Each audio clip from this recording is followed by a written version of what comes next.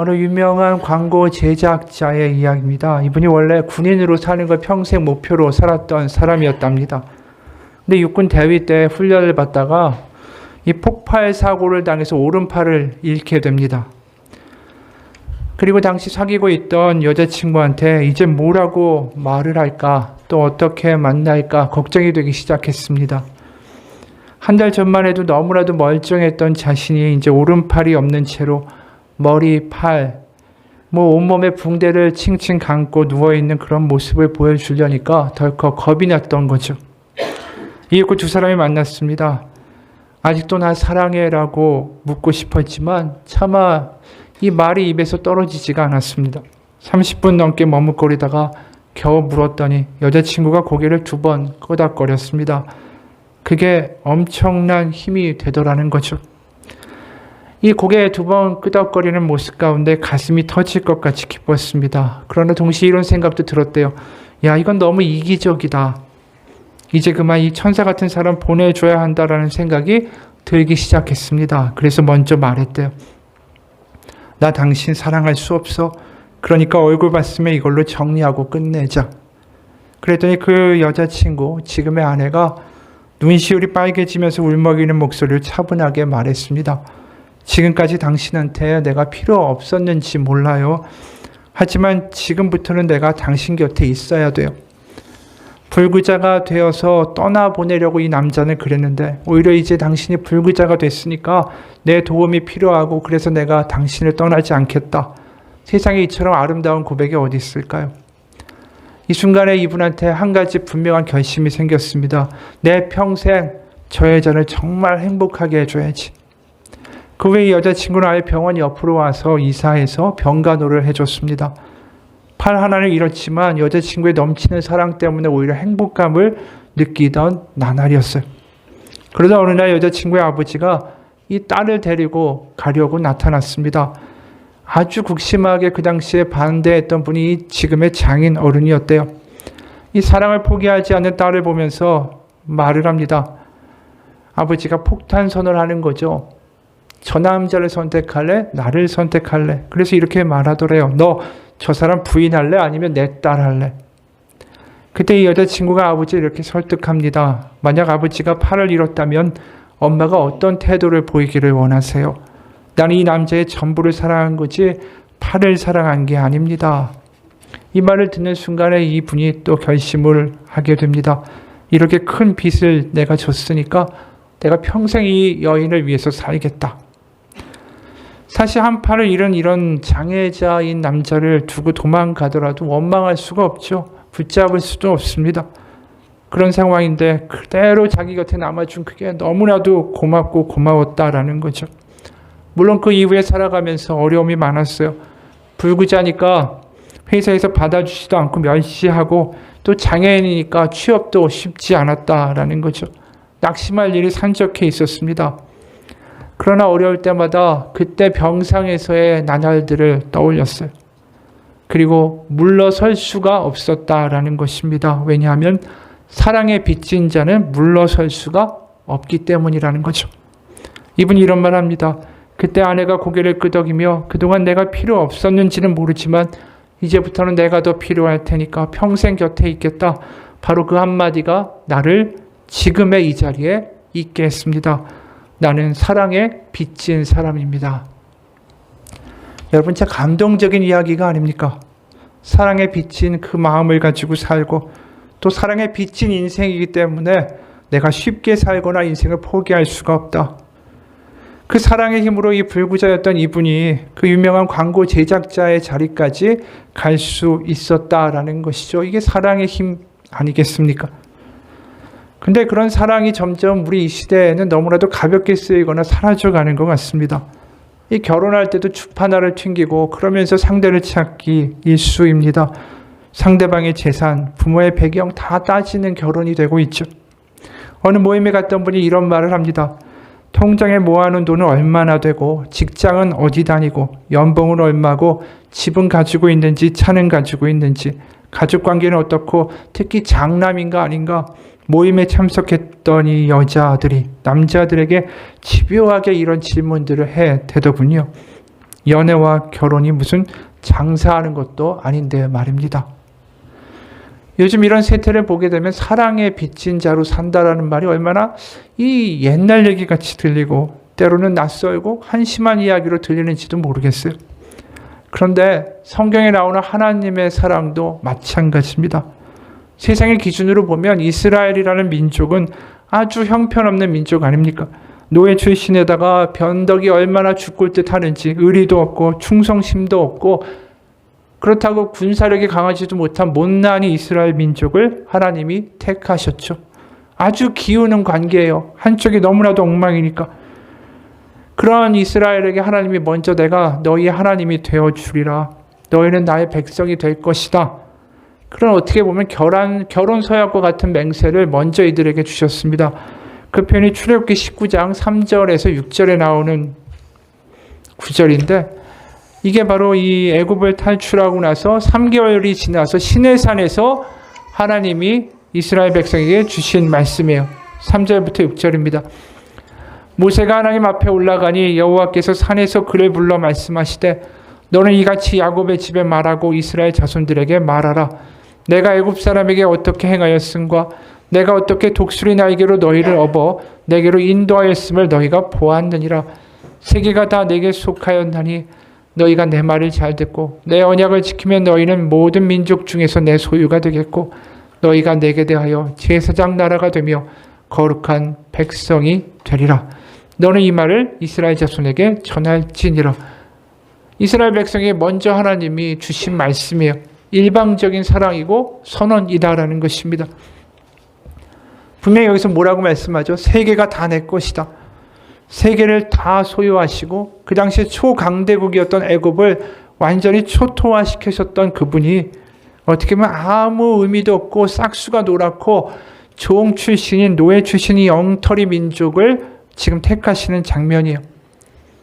그리고 그냥 택한 것도 아니고 독수리 날개로 너희를 업어 내가 인도했다. 게다가 이 가능성이 어떻게 보면 전혀 없는 이 민족을 제사장의 나라 거룩한 백성으로 삼겠다. 이런 기대까지 나타내세요. 이거 솔직히 우리가 객관적으로 봅시다. 이거 무모한 선택 아닙니까? 이런 자들을 택하면 벌어질 향후의 일들을 하나님은 모르셨을까? 우리가 나이가 50살만 넘어도 어떤 사람과 대화하다 보면 한 30분 대화하면 이 사람의 됨됨이가 어떻겠다라는 것을 우리가 대충 좀 파악하게 되지 않습니까? 그런데 하나님이 어떻게 이루실 수가 있느냐라는 거예요. 이 뻔히 실망하고 뻔히 속상하고 뻔히 이 엉망이 될 걸 빤히 아시는데도 말입니다. 하나님이 이런 선택을 하시는 거, 이런 택하심을 하는 모든 동기는 사랑이다라는 것 외에는 설명할 길이 없어요. 앞서 말한 이 팔이 없는 장애자라도, 이 앞날이 고생문이 훤할지라도 내가 당신을 끝까지 포기하지 않겠다라고 말하는 이 여자친구의 사랑과 이 같은 것이다라는 것이죠. 네가 오히려 엉망이고 지금 네가 더 내가 필요하기 때문에 내가 너의 곁에 머물러 주겠다. 어떻게 보면 못났기 때문에 하나님이 그들 곁에 머물러 주겠다라고 말씀하고 계신 것이다라는 것입니다. 그렇기 때문에 이스라엘이 어떻게 해야 됩니까? 아까 말한 대로 사랑에 빚진 자이기 때문에 그 사랑의 무게 때문에 다른 삶을 살도록 요구받는 거 아니에요. 그러니까 사랑에 빚진 자로 그 은혜 때문에 좀 다르게 살 수 있을 것이다 라고 이스라엘에 대하여 하나님이 기대하셨다라는 뜻이죠. 애초에 이들이 능력 있고 대단하고 충직해서 선택하신 게 아니에요. 그들이 사랑에 빚진 자로 살아가기를 기대하셨다라는 것이죠. 성경은 항상 그래서 이렇게 말씀합니다. 내가 널 이렇게 사랑한다가 먼저예요. 그러니까 사랑에 빚진 자로 너희가 다르게 살 수 없을까? 이렇게 하나님 말씀하신다라는 것입니다. 그래서 율법도 마찬가지예요. 너희가 이것을 지켜라. 지키지 아니하면 내가 너희를 벌하고 저주하리라가 아니라 내가 너희를 이렇게 사랑했노라. 먼저 선택하고 사랑했노라. 그러니까 너희가 좀 다르게 살아가는 방식인 율법에 따라 살아갈 수 없을까? 율법은 다시 말해서 사랑에 비친 자로 다르게 살아가는 방식을 말씀하고 있다는 것입니다. 그러니까 율법을 던져놓고 지키지 않으면 너희 벌받고 저주를 받을 것이다라는 어떤 협박의 관계가 아니라는 거예요. 애초에. 바로 사랑의 빚진 자로 더 나은 삶을 사는, 그래서 율법을 따라 구별되는 삶을 살아가는 그런 삶을 기대하신 것이죠. 예수님도 이런 말씀하신 적이 있습니다. 요한복음 14장 15절에 너희가 나를 사랑하면 나의 계명을 지키리라. 여기 순서가 되게 중요하죠. 여기서 이렇게 말하지 않습니다.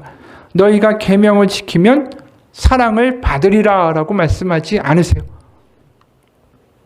너희가 사랑의 빚진 자가 돼서 나의 사랑을 알면 나의 계명을 지키게 될 것이다 라는 것이죠. 그러니까 모든 행동의 근거에는 하나님의 사랑이 먼저 한다라는 거예요. 항상 하나님의 사랑과 긍휼과 자비와 오래 참으심이 먼저라고 성경은 이야기하고 있습니다. 그게 이 엉터리 같은 이스라엘 백성을 선택하신 이유고 그들을 이끌어 가신 하나님의 방식이다라는 것이죠. 그걸 우리가 이제 민수기를 보면서 너무 뼈저리게 보게 됩니다. 이스라엘 얼마나 끔찍한 사람들인지 몰라요.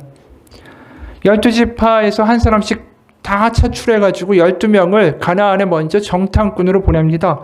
근데 여호수아와 갈렙 두 사람을 제외한 나머지 사람들이 돌아와서 아주 끔찍한 암담한 보고를 하죠. 민수기 13장 32절, 33절 세 번역입니다.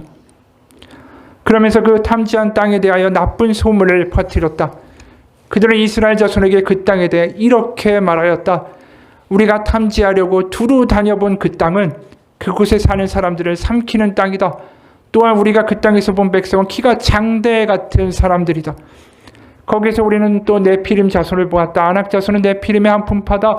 우리는 스스로가 보기에도 메뚜기 같았지만 그들의 눈에도 그렇게 보였을 것이다. 우리가 점령해야 한다고 하는 가나안에는 거인들이 살고 있고 우린 그 앞에 메뚜기 같은 존재다. 한마디로 가나안 점령은 물 건너간 이야기다. 이렇게 하자 사람들이 어떻게 반응하냐면 민수기 14장 1절에서 4절이에요. 온 회중이 소리를 높여 부르짖으며 백성이 밤새도록 통곡하였더라. 이스라엘 자손이 다 모세와 아론을 원망하며 온 회중이 그들에게 이르되 우리가 애굽 땅에서 죽었거나 이 광야에서 죽었으면 좋았을 것을 어찌하여 여호와가 우리를 그 땅으로 인도하여 칼에 쓰러지게 하려 하느냐. 우리 처자가 사로잡히리니 애굽으로 돌아가는 것이 낫지 아니하랴. 이에 서로 말하되 우리가 한 지휘관을 세우고 애굽으로 돌아가자 하매. 한마디로 지금 가는 길 포기하고 모세 죽여버리고 다른 지휘관 세워서 애굽으로 돌아가자라고 이야기하는 거예요. 사실 모세를 버리자고 이야기하지만 근본적으로는 여호와를 버리자라는 거죠. 다시 말해서 여호와라는 신은 이제 가능성이 없다. 다시 애굽으로 가서 태양신 라를 섬기자라고 이야기하는 거예요. 여태껏 이 사람들이 경험한 게 뭡니까? 어떻게 이런 말을 할 수 있죠? 만나와 메추라기가 그 광야에서 끊임없이 공급돼서 수십만 명이 광야를 걸어오면서 이 배고프지 않았어요. 지금 이 말하는 순간 우리 모세 죽이고 애굽으로 갑시다 하는 이 아침에도 만나를 먹었어요. 애굽의 10가지 재앙을 내리신 하나님을 받고 홍해를 가르시면서 애굽의 전차 부대가 다 수장되어 버리는 것도 본 거. 그게 1년도 안 지났어요. 목마르면 물을 주시고 구름기둥 불기둥으로 막 그들을 인도해 가시는 그것들을 매일매일 경험하고 살았습니다. 하나님이 어떻게 더 해주실 수가 있겠어요, 이들에게. 게다가 이들이 얼마나 불평을 많이 했는지 몰라요. 목마르면 목마르다고 불평하고 왜 우리를 끌고 나왔냐고 이야기하고 심지어 시내산에서는 금송아지까지 만들었죠. 우상 숭배까지 했는데도 하나님이 그때도 참고 넘어가셨어요. 그러니까 이게 터무니없는 민족을 처음부터 선택하셔서 계속 사고가 터지는데 계속 그들을 참으시면서 출애굽기 34장 5절과 6절에 이런 말씀까지 하세요. 출애굽기 34장 5절과 6절입니다. 여호와께서 구름 가운데 강림하사 그와 함께 거기 서서 여호와의 이름을 선포하실세. 여호와께서 그의 앞으로 지나시며 선포하시되 여호와라 여호와라 자비롭고 은혜롭고 노하기를 더디하고 인자와 진실이 많은 하나님이라. 거꾸로 말하면 이스라엘 백성을 사랑하려면 노하기를 더디해야 되고 인자와 자비가 많아야 되고 은혜로워야만 하는 하나님이어야만 한다라는 거죠. 그런 하나님을 경험하고 그런 하나님을 지금 알고 있는 이스라엘 백성들이 어떻게 가나안의 보고에 한 번에 다 무너질 수가 있습니까? 그렇게 많은 기적 보고 그렇게 불평해도 그렇게 참아주시고 금송아지 만들어도 그걸 넘어가주는, 어떻게 보면 자신을 그렇게 모욕하는 백성을 참고 넘어가주는 하나님이 있는데, 뭔가 하나님의 사랑에 대해서 비친 마음이 조금이라도 있어야 되는 게 정상 아니겠어요? 근데 안 그렇다라는 거예요. 지금 태양신을 섬기러 애굽으로 가자. 하나님 결국 분노하시죠. 그러실 수밖에 없습니다. 사랑한 만큼 화나는 거예요. 내가 이렇게까지 사랑했는데 어떻게 저럴 수 있느냐? 이게 정상인 거죠. 오히려 사랑하지 않고 그냥 굴림하는 신이었다면 그냥 저주하고 멸절시키고 죽여버리면 그만이에요. 하나님 분노하시죠. 사랑한 만큼. 그리고 결과가 뭐냐 하면 이 아이들을 제외한 이 애굽에서 나오면서 애굽의 문화에 완전히 찌들었던 출애굽 1세대는 광야에서 헤매다가 결국 가나안에 못 갈 것이다. 40년을 헤매게 될 것이다. 결국 이러한 경고를 듣게 되죠. 이 경고를 들은 백성들이 이렇게 반응해요. 민수기 14장 39절과 40절이에요. 모세가 이 말로 이스라엘 모든 백성에게 알림해 백성이 크게 슬퍼하여 아침에 일찍 일어나 산 꼭대기로 올라가며 이르되 보소서 우리가 여기 있나이다. 우리가 여호와께서 허락하신 곳으로 올라가리니 우리가 범죄하였음이니이다. 뭔가 울면서 회개하고 좀 달라진 것 같지만 아닙니다. 결국 또 변할 거예요, 이들은. 왜냐하면 애초에 문제가 있는 이들이었기 때문입니다. 그런데 이렇게 좀 회개하고 하나님 앞에 좀 달라지는 것 같은 이 광경 가운데 하나님이 15장에 가면 이런 반응을 보여주세요. 15장 37절에서 41절이에요.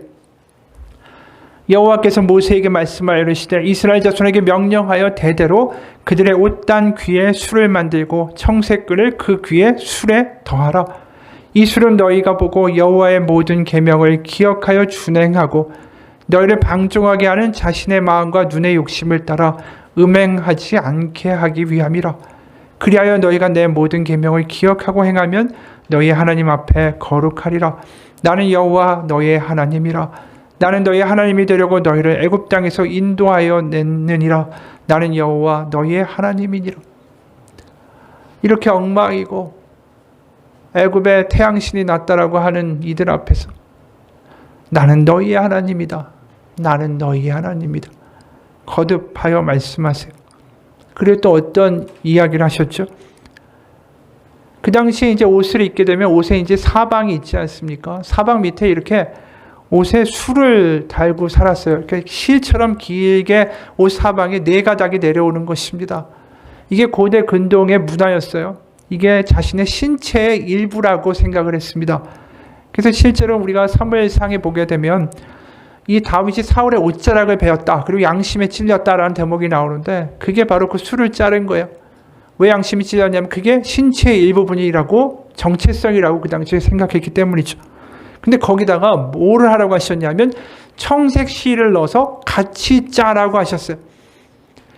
청색 실은 뭘 의미하냐면 하나님의 색깔이에요. 지금도 이스라엘 국기를 보면 청색으로 되어 있습니다. 흰색 바탕에 다 별도 청색이고 줄도 청색이에요. 그게 다 여기서 온 거예요. 근데 이 청색은 뭘 의미하냐면 아까 이야기한 대로 민수기 4장을 보게 되면 이 성막을 접고 이동해야 될 거 아닙니까? 이동할 때마다 거기에 성물이 있잖아요. 언약궤도 있고 향로도 있고 진설병을 놓는 떡상도 있고. 그럼 그걸 다 뭐로 싸냐면 청색 보자기로 싸요. 그러니까 이 청색이라는 게 완전히 하나님의 귀중한 것들을 덮는 색깔이었다라는 거죠. 그런데 그걸 어디다 하라고요?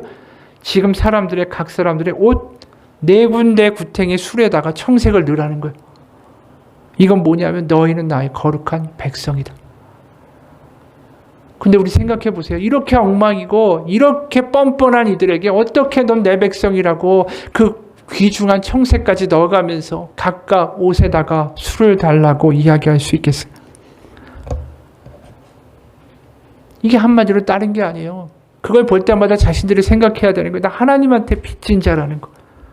내가 이렇게 엉망인데 하나님이 나를 하나님의 귀중한 것이라고 생각하셔서 이 청색으로 나를 덮어주시는구나.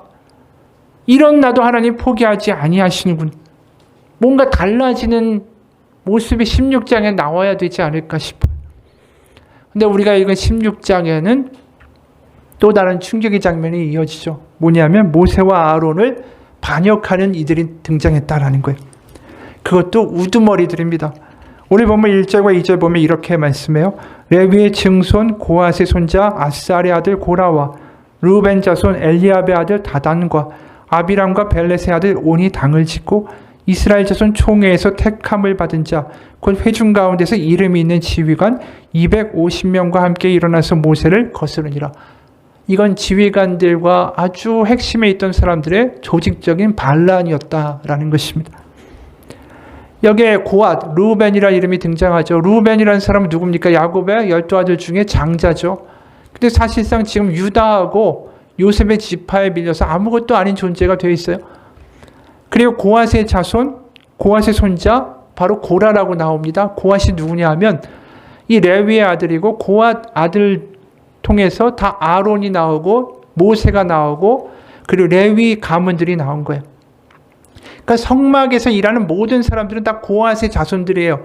그리고 고라라는 사람은 모세와 아론의 사촌 형제였던 거죠. 그런데 이 사촌 형제가 되고 일어난 거예요. 왜냐하면 자신의 형제, 사촌 형제인 모세와 아론은 대제사장으로 이렇게 폼나게 일하는데 자신들은 맨날 그들이 주어진 거 가져다가 등에다 짊어지고 중노동으로 사막을 걸어가는 일만 하게 되니까 우리도 대제사장 할 수 있다라고 나온 거죠. 이 르우벤의 자손들도 마찬가지예요. 우리가 그래도 장자인데 푸대접 당할 수 없다. 그러면서 3절에 이렇게 이야기하는 겁니다. 그들이 모여서 모세와 아론을 거슬러 그들에게 이르되 너희가 분수에 지나도다 회중이 다 각각 거룩하고 여호와께서 그들 중에 계시거늘 너희가 어찌하여 여호와의 총회 앞에 스스로 높이느냐. 우리도 자격 있다라고 나오는 거예요. 지금 황당하게. 이 사람들이 어떤 사람들입니까? 정탐꾼들이 가가지고 이제 우리 망했다라고 이야기할 때 우리 모세 죽이고 애굽으로 돌아가자 할 때 박수치고 찬동하던 사람들이에요. 근데 이제 하나님이 그래 너 옷에도 파란색을 이렇게 달아주마. 옷에다가 파란 술 하나 달았다고 나도 이제 하나님의 제사장이 될 수 있다라고 교만 떨고 나오는 거예요. 뻔뻔하게. 결국 모세가 이게 기가 막힌 거죠. 뭔가 달라졌을 줄 알았는데 여전히 교만하고 여전히 엉망인 거예요. 그러니까 우리 각각 향로에다가 불을 담고 가서 하나님이 누굴 택하시는지 보자. 그리고 동시에 같이 반역을 꾀했던 르우벤의 자손들한테도 사람을 보내요. 너희들도 와서 보라고. 그러니까 13, 14절에 이들이 이렇게 얘기합니다. 네가 우리를 적과 꿀이 흐르는 땅에서 이끌어내어 광야에서 죽이려 함이 어찌 작은 일이기에 오히려 스스로 우리 위에 왕이 되려 하느냐.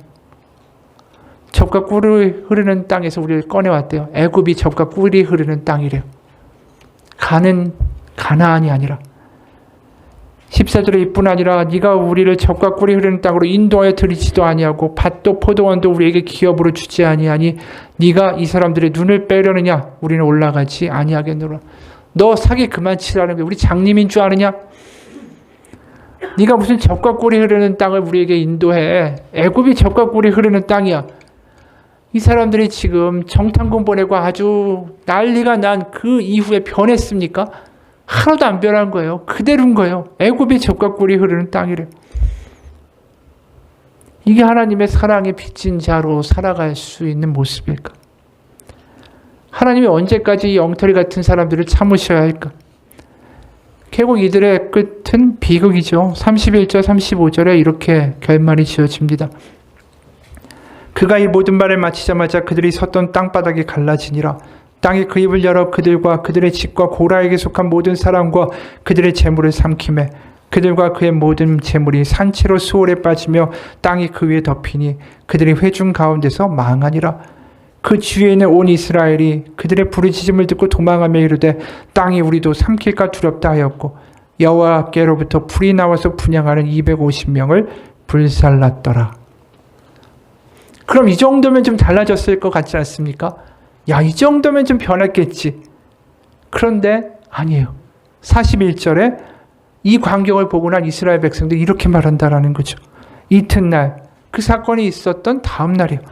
이스라엘 자손의 온 회중이 모세와 아론을 원망하여 이르되 너희가 여호와의 백성을 죽였도다. 이 정도면 하나님이 이 백성을 포기하실 만도 하지 않을까요? 이들이 하나님의 사랑에 대하여 제대로 반응할 수 있는 마음이나 가진 존재일까요? 그런데도 또 하나님이 이들을 이끌고 가세요. 그러다가 또 사고가 터집니다. 민수기 20장 4절, 2절에서 5절에 민수기 20장. 회중이 무리 없으므로 모세와 아론에게 모여드니라. 백성이 모세와 다투어 말하되 이르되 우리 형제들이 여호와 앞에서 죽을 때 우리도 죽었더라면 좋을 뻔하였도다. 우리 형제들이 죽을 때, 이 고라 자손들이 죽을 때 우리도 죽이지. 그러면서 4절 너희가 어찌하여 여호와의 회중을 이 광야로 인도하여 우리와 우리 짐승이 다 여기서 죽게 하느냐.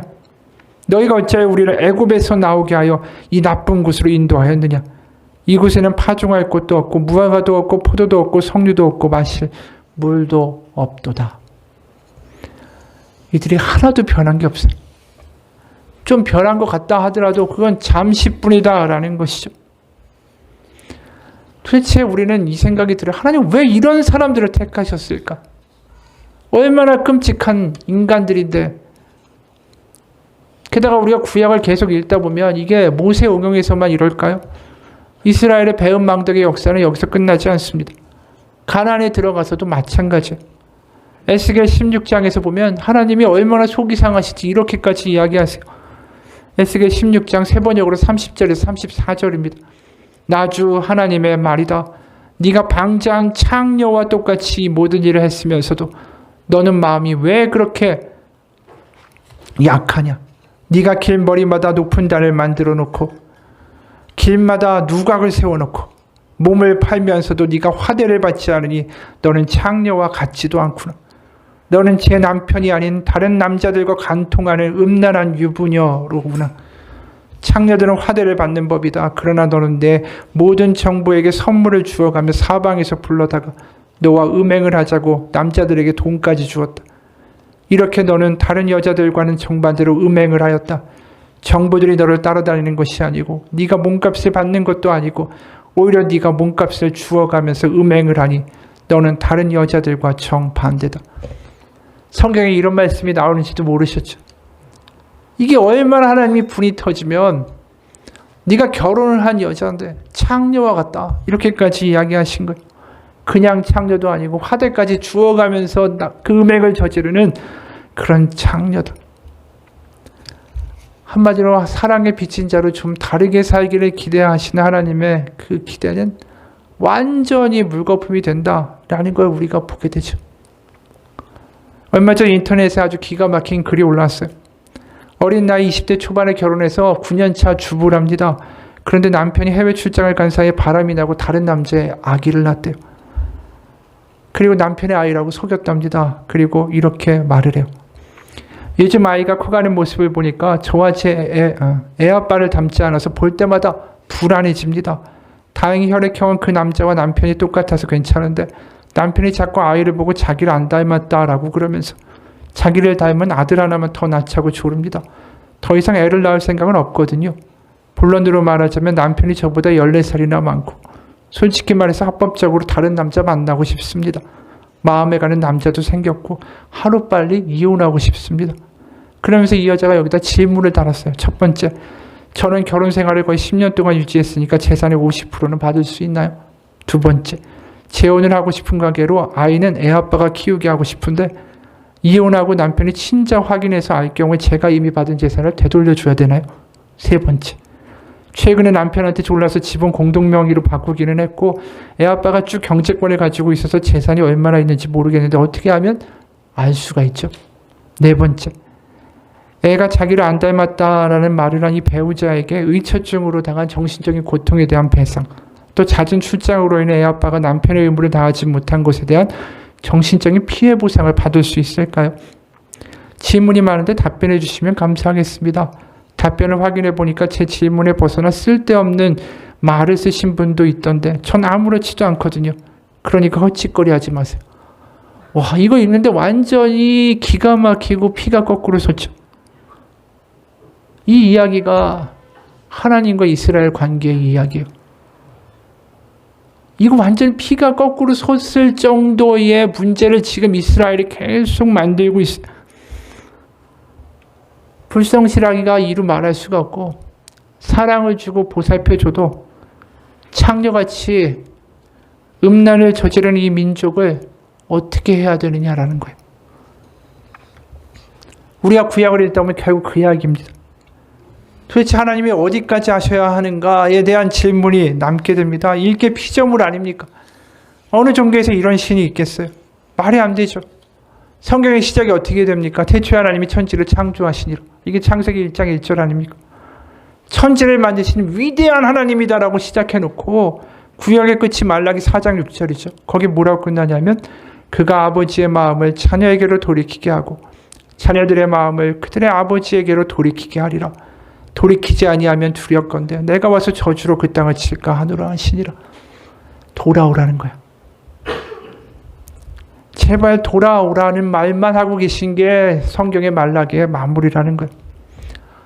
천지를 창조하신 위대하신 하나님이 줄기차게 구약에서 하시는 말씀이 뭐라고요? 돌아오기만 하라는 거예요. 결국 구약을 읽으면 우리는 알게 돼요. 이스라엘은 하나님께 완전히 사랑에 빚진 자이구나. 하나님 왜 이러실까요? 하나님은 지금도 우리를 사랑으로 설득하신다라는 것입니다. 왜냐하면 우리가 의무감으로 벌 받을까 봐 행동하는 게 아니라 그분의 사랑에 빚진 자로 다르게 살 수 있게 되기를 바라신다라는 거예요.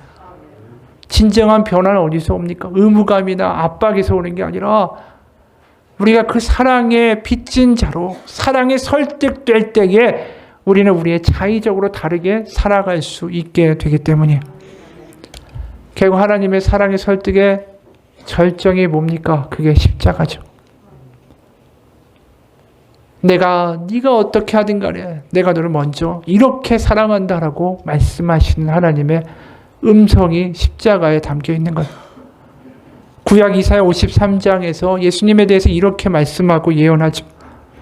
이사야 53장 3절에서 6절에 그는 멸시를 받아 사람들에게 버림받았으며 강고를 많이 겪었으며 질고를 아는 자라.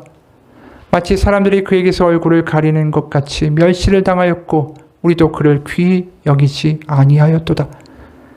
그는 실로 우리의 질고를 지고 우리의 슬픔을 당하였거늘 우리는 생각하기를 그는 징벌을 받아 하나님께 맞으며 고난을 당한다 하였노라. 그의 찔림은 우리의 허물 때문이요 그의 상함은 우리의 죄악 때문이라.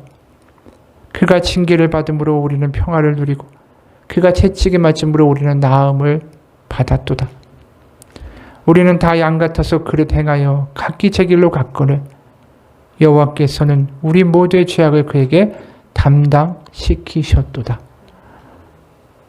마지막 절 이 말씀이 뭘까요? 우리는 다 양 같아서 그릇 행하여 각기 제 길로 갔거늘 여호와께서는 우리 모두의 죄악을 그에게 담당시키셨도다. 이 말은 결국 한마디로 줄이면 우리는 사랑에 빚진 자라는 것입니다. 십자가는 우리가 사랑에 빚진 자라는 것을 알게 해줍니다. 우리가 얼마나 엉망인지, 우리가 오늘 회개했다가 며칠 후에 또다시 그 죄를 짓는 얼마나 뻔뻔한 사람들인지, 그런 나를 지금도 포기하지 않는 하나님의 사랑, 우리가 사랑에 빚진 자로 살아간다라는 것을 저 십자가는 늘 깨닫게 한다라는 것이죠. 어느 군목 목사님이 이런 이야기를 해요. 매년 11월이 되면 군대 진급 시즌이 옵니다. 진급이 발표되기 전까지 참 많은 사람들이 열심히 기도를 합니다. 믿음 좋다고 하는 사람들 다 이 진급을 놓고 하나님께 영광 돌리겠습니다. 진급시켜 주십시오라고 기도하죠. 그런데 그렇게 기도하는 사람들의 숫자만 다 모아 보아도 그 해의 진급 예정자의 몇 배는 될 겁니다. 당연히 탈락하는 사람들이 생기죠. 그리고 진급 결과가 발표난 뒤에는 새벽 예배에 참석하는 숫자가 갑자기 급감합니다. 찔리는 이야기 아닙니까? 우리가 하나님을 여전히 이렇게 대하죠. 그럼에도 하나님은 여전히 십자가를 내밀고 우리를 대하고 계시다는 거예요. 우리가 얼마나 뻔뻔한데, 우리가 얼마나 엉망인데, 그런데도 우리를 포기하지 않는 하나님을 보면서 우리는 사랑의 빚진 자로 살아갈 수밖에 없어요. 은혜 받은 사람은 압니다. 내가 사랑의 빚진 자구나. 내가 사랑의 빚진 자로 살아가는 것, 그것이 다르게 살아갈 수 있는 길이에요. 십자가를 보면서도 아무것도 느껴지는 게 없다.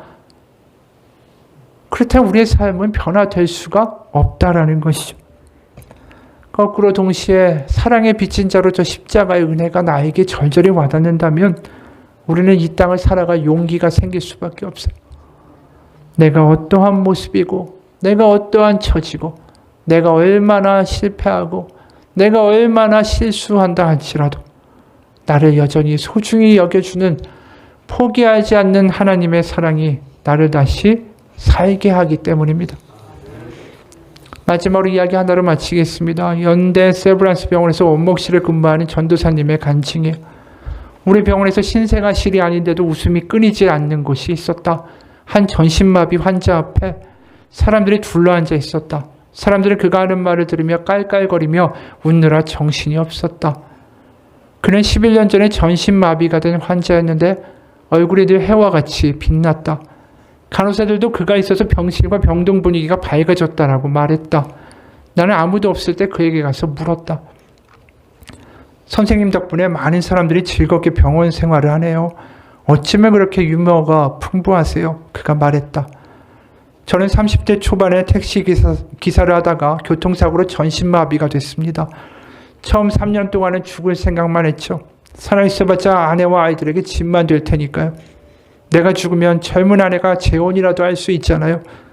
그런데 어떤 시도를 해보려고 해도 몸을 움직일 수가 없으니까 소용이 없더라고요.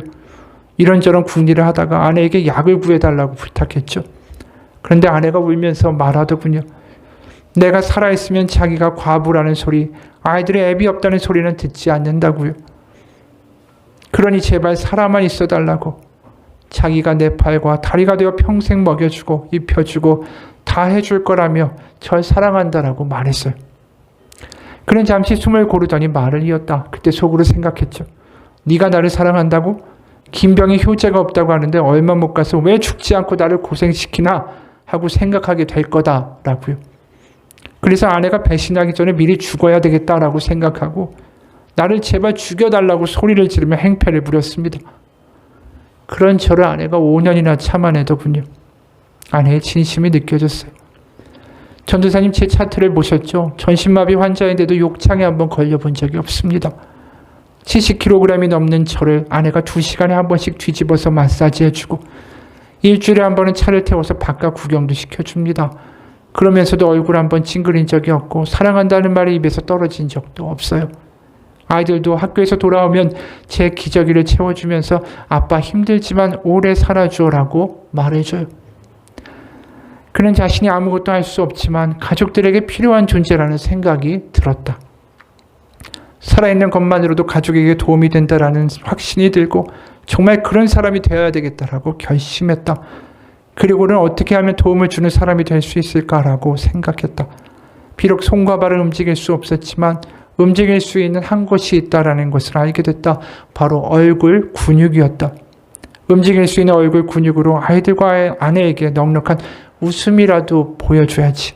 그래서 개그 프로그램을 보면서 재미있는 이야기를 각색하고 흉내내면서 가족뿐 아니라 다른 사람들에게도 웃음을 전하는 사람이 되었다고 한다. 그가 내게 말했다. 전도사님, 제가 불쌍해 보입니까? 나는 아무 대답도 하지 않고 가만히 있었다. 잠시 후에 그가 말했다. 다른 사람들은 저를 불쌍하고 불행한 사람이라고 생각합니다. 그런데 저는 몸이 좀 불편할 뿐이지 불행하지는 않아요. 저를 진심으로 사랑해주는 아내와 아이들이 있으니까요. 그의 말을 듣는데 내 눈에서 눈물이 하염없이 흘렀다. 11년 동안 손가락 하나도 움직이지 못하는 그가 웃을 수 있는 건 바로 가족의 사랑 때문이구나. 진실한 사랑이 전신마비 환자를 천사의 모습으로 변화시킨 것이다. 이 이야기를 보면서 깨닫게 되죠. 바로 사랑에 빚진 자는 다르게 살 수밖에 없다라는 것입니다. 우리 예배가 하나님의 사랑에 빚진 자들의 예배가 되기를 원합니다. 우리가 십자가 있기에 하나님의 사랑이 있기에 우리 믿어주는 분이 있기에 이 땅을 살아가는 우리의 모습이 달라지기를 축원합니다. 때로는 실수하고 무너지고 그래도 우리 끝까지 포기하지 않는 그분을 바라보고 일어서고 고백합시다. 주님, 제가 이렇게 늘 실수합니다. 이렇게 연약합니다. 제가 또 죄를 짓고 또 분을 내고 제가 또 실수하고 증오하고 미워했습니다. 그러나 그곳에 다시 우리를 받아주시는 하나님의 사랑의 빚진 자로 살아가기를 원합니다. 그게 복음이고 그게 은혜고 그게 우리가 살아갈 수 있는 힘입니다. 사랑의 빚진 자가 되십시오. 같이 기도하겠습니다. 하나님 아버지, 세상을 살아가면서 점점 우리의 마음이 말라갑니다. 경쟁에 지치고 사람들의 말들과 욕설과 때로는 비교의 질투에 지쳐갑니다. 쉴 곳도 없다고 집에 와봤자 또 싸우게 되고 배우자들과 다투고 아이들에게 짜증내며 살아가는 우리의 한심한 모습입니다. 그 모든 이유는 우리 가운데 사랑이 메말랐기 때문입니다. 사랑의 빚진 자로 살아간다면 우리는 다시 살아갈 수 있는 힘이 있고 다시 살아갈 이유가 있습니다. 하나님의 사랑을 맛보아 알게 하시고 하나님의 사랑에 충만함에 그 깊이와 너비와 폭을 알아 그 충만함으로 충만케 되는 우리의 삶, 우리의 예배가 되게 도와주옵소서.